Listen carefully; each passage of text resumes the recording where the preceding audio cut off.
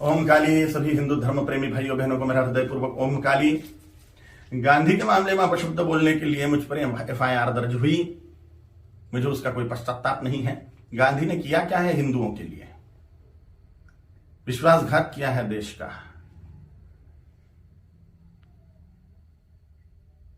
14 vote प्रधानमंत्री पद के लिए सरदार वल्लभ भाई पटेल जी को थे और 1 वोट भी नेहरू को नहीं था, तो भी नेहरू को प्रधानमंत्री क्यों बनाया? और ये वंशवाद की जड़ फैलाने वाले ये गांधी ने पूरे के पूरे कांग्रेस के अन्य प्रतिभाओं का खच्चीकरण कर दिया, अन्य प्रतिभाओं को कुंठित कर दिया। एक वंश गांधी नेहरू वंश का ही बोलबाला करने लग गए। सरदार वल्लभ भाई पटेल के हाथ में अगर तब प्रधानमंत्री पद गया होता था तो भारत अभी सोने की चिड़िया बनता था, भारत अभी जगत गुरु होता था, भारत अभी चक्रवर्ती सम्राट होता था, अमेरिका से भी बड़ी पावर भारत बन जाता था। यह महान विश्वासघात भारत की जनता के साथ में गांधी ने किया, इसलिए मेरे हृदय में तिरस्कार है गांधी के प्रति।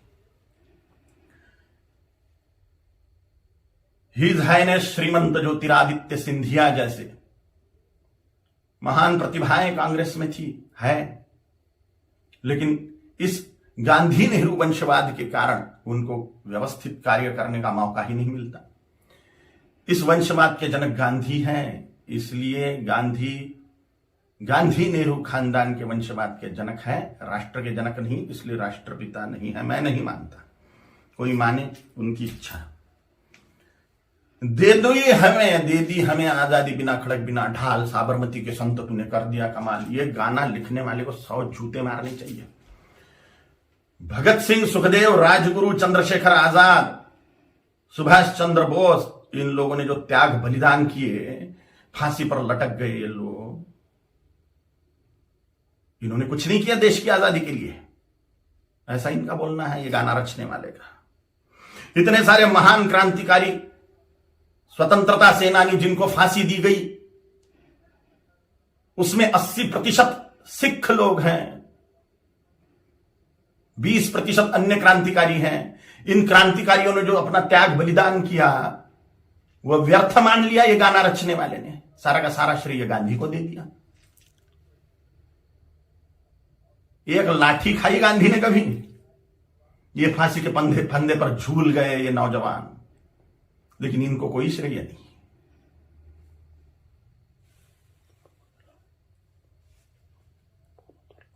सुखदेव, राजगुरु, भगत सिंह जी की फांसी गांधी रुकवा सकते थे, लेकिन नहीं रुकवाई जानबूझ के, इसलिए तिरस्कार करता हूं मैं गांधी का। इनका एक बहुत बड़ा हथियार था अनशन करना, और गांधी ने उसका उपयोग भारतीय जनता के खिलाफ ही किया, हिंदुओं के खिलाफ ही किया। बोला था कि बंटवारा मेरी लाश पे होगा, मजहब के नाम पर जो बंटवारा हुआ पाकिस्तान बांग्लादेश का, वो मेरी लाश पे होगा, ऐसा गांधी बोलते थे। लेकिन जब बंटवारा हुआ तब गांधी जिंदा थे, और बंटवारे के समय जो दंगे हुए, लाखों करोड़ों हिंदुओं को, सिखों को काट डाला गया उसमें, और लाखों करोड़ों हिंदुओं को मार के उनकी लाशें भेजी गई। लाखों हिंदुओं को, 27 लाख हिंदुओं को मार डाला गया एक ही दिन में, डायरेक्ट एक्शन डे के दिन, जिन्ना के द्वारा। और पाकिस्तान में से जो ट्रेनें आ रही थी वो लाशों से ही भरी हुई थी, महिलाओं के और पुरुषों के, बोरे के बोरे भर के महिलाओं के स्तन काटकर भेज रहे थे वहां के लोग। सामूहिक बलात्कार करी हुई महिलाएं, उनकी लाशें, उनके स्तन बोरों में भर के। और यहां गांधी अनशन कर रहे थे कि 55 करोड़ रुपए दो पाकिस्तान को।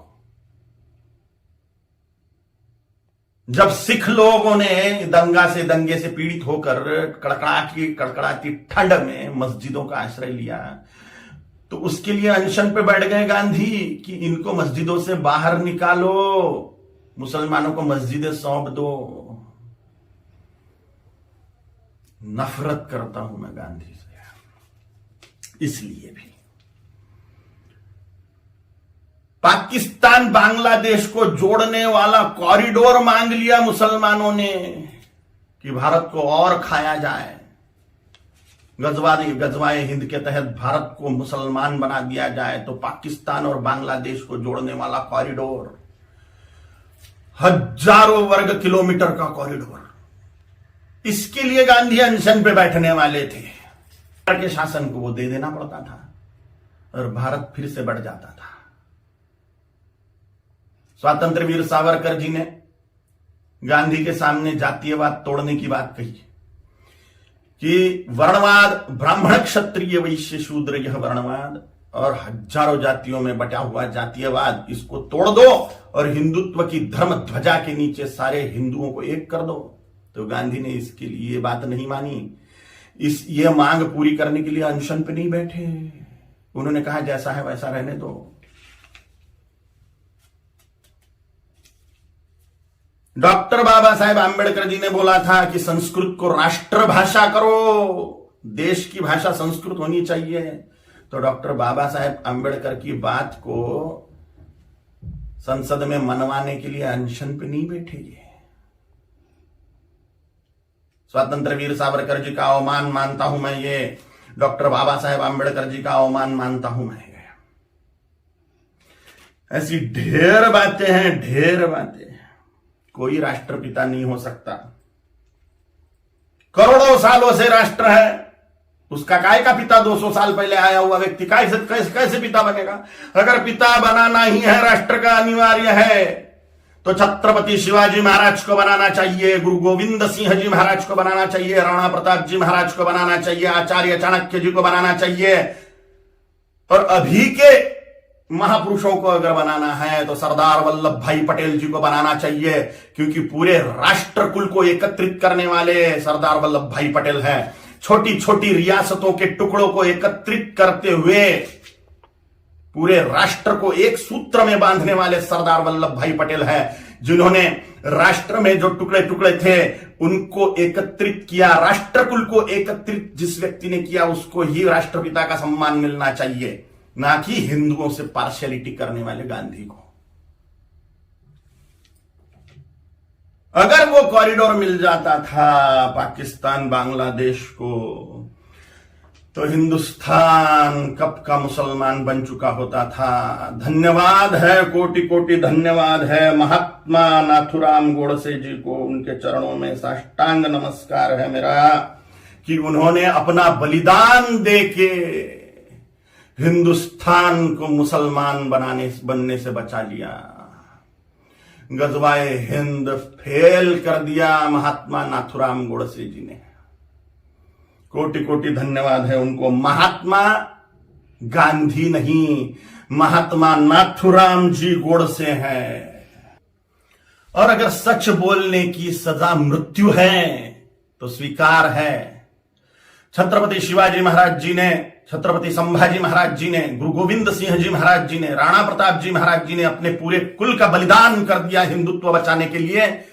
तो मेरे जैसे तुच्छ जंतुओं का जी के फायदा भी क्या है? अगर धर्म के लिए हम बलिदान नहीं हो सकते तो मर जाए मेरे जैसे करोड़ों कालीचरण हिंदुत्व को बचाने के लिए, धर्म को बचाने के लिए, सनातन हिंदू धर्म की रक्षा के लिए तैयार है हम मृत्यु दंड को पाने के लिए।